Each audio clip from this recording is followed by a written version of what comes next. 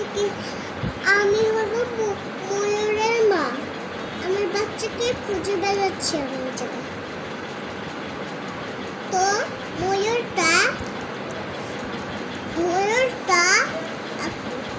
একটু পরে ওর বাচ্চাকে খুঁজে পেল।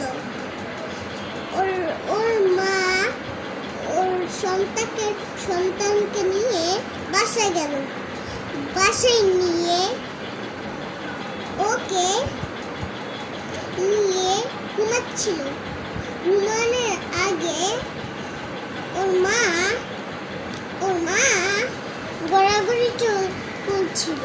আর ওর মার পাখাটা জড়িয়ে ধরছিল। জড়িয়ে ধরার আগে ওর মা একটু পরে ঘোরাঘুরি করছিল। ঘোরাঘুরির আগে